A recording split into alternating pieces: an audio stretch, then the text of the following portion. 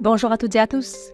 Dans cette capsule vidéo, nous plongerons au cœur d'une révolution technologique qui transforme le monde de l'intelligence artificielle, l'IA générative. Restez connectés. En mars 2023, Bill Gates, le cofondateur de Microsoft, a posté sur son blog le message suivant. Il y a 3 grands temps dans la transformation informatique. Il y a eu le temps d'Internet, le temps du mobile et aujourd'hui, le temps de l'IA générative. Pour expliquer ce que c'est l'IA générative, nous commençons tout d'abord par rappeler quelques concepts de l'IA classique. L'IA est une discipline de l'informatique qui existe depuis les années 50 et qui a connu de grandes avancées technologiques et scientifiques. On parle de machine learning, des réseaux de neurones artificiels, deep learning pour arriver aujourd'hui à l'IA générative. L'apprentissage automatique ou machine learning est un sous-domaine de l'IA. Il s'agit d'un programme ou d'un système qui crée un modèle à partir de données existantes.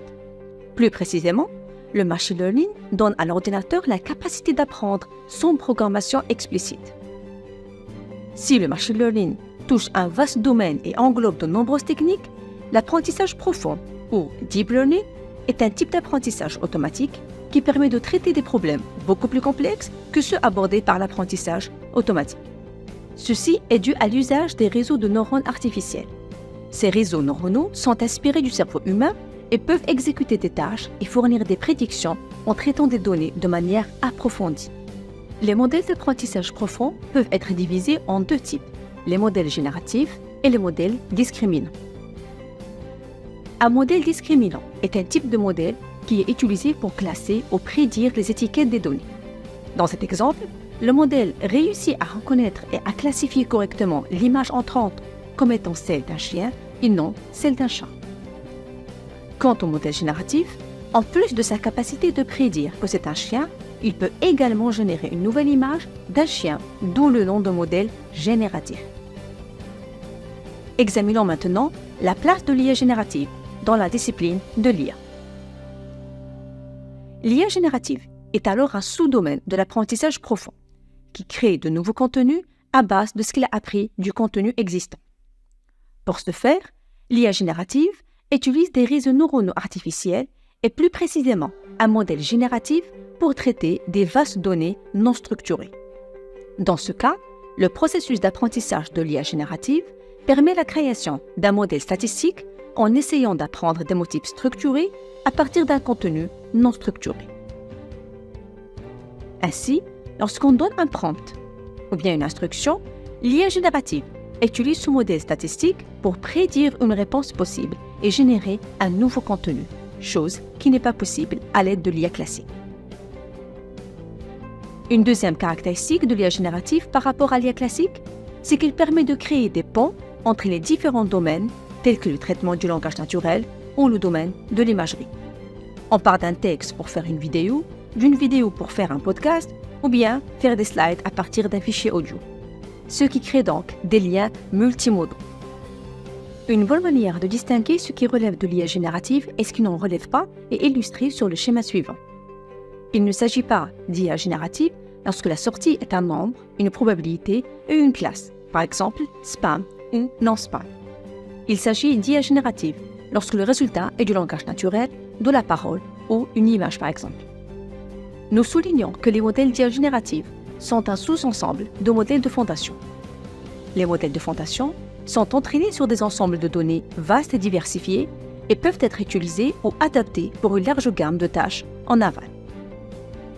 Au cours des dernières années, plusieurs dizaines de ces modèles de fondation ont été développés, par exemple des modèles de texte à texte comme GPT ou de texte à image comme DALL-E.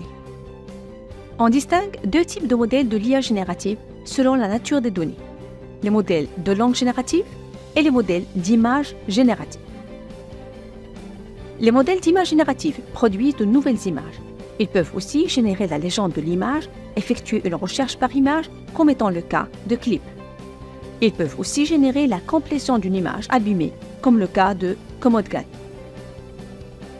Quant au modèle de langue générative, ces modèles apprennent à reconnaître les schémas linguistiques grâce à des données d'entraînement.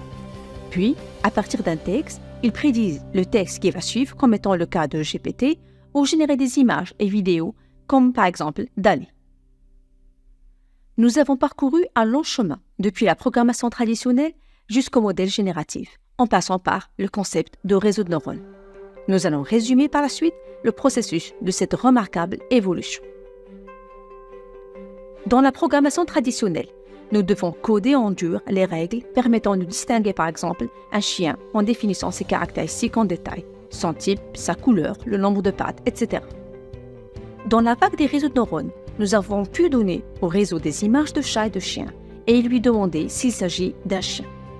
Et il arrive à prédire que c'était un chien sans avoir à programmer auparavant ses caractéristiques en détail.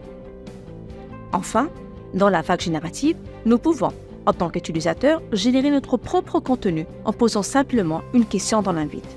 Ainsi, lorsque vous demandez à un modèle comme GPT ou Palm « Qu'est-ce qu'un chien ?», il peut vous donner tout ce qu'il a appris sur un chien, ainsi que ses caractéristiques.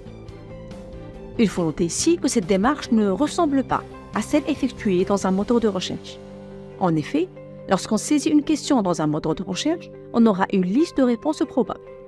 Par contre, avec l'intelligence générative, on va poser des questions, on va converser et on aura la meilleure réponse au bout de plusieurs conversations avec la machine.